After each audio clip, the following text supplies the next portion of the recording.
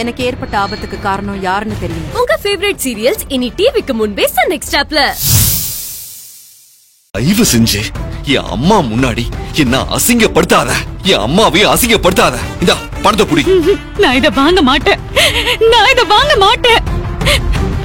இத நான் என் கையால வாங்கினா நான் தப்பானவள ஆயிடுவேன். என்கிட்ட தயவு செஞ்சு இத கொடுக்காதீங்க. இங்க பாரு, தப்பு பண்ணது நீ. உன் கையாலதான் இதை சரி செய்யணும். நான் கொண்டு போய் கொடுத்தா அது சரியா இருக்காது. என் அம்மா எவ்வளவு பெருந்தன்மையா உன்னை மன்னிச்சிருக்காங்க. அதுக்காகவே நீ அவங்கிட்ட போய் பணத்தை கொடுத்து மன்னிப்பு கேட்டுட்டு வா. அதுதான் முறை. இதை இங்க வைக்கிற.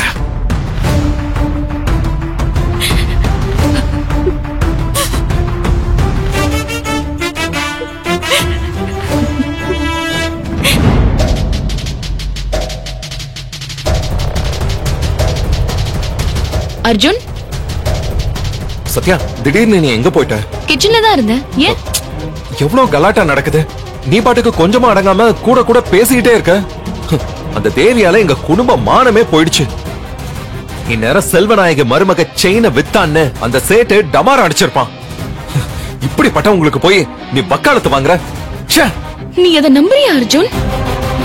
உன் அண்ணன் ஒரு பொண்ண பார்த்து பேசி பழகி காதலிச்சு கல்யாணம் பண்ணிட்டு வந்திருக்காரு. அப்ப அவரோட செலக்ஷன், தேவி அக்கா பத்தின அவரோட ஜட்ஜ்மெண்ட் எல்லாமே தப்புன்னு சொல்ல வரியா?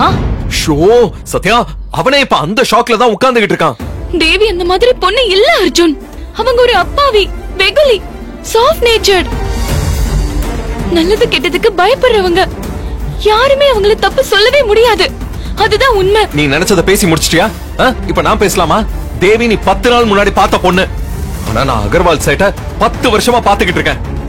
நம்பகமான ஆளு, அதுவும் நேர்மையான ஆளு. அவர் எப்படி சத்யா பொய் சொல்லுவாரு?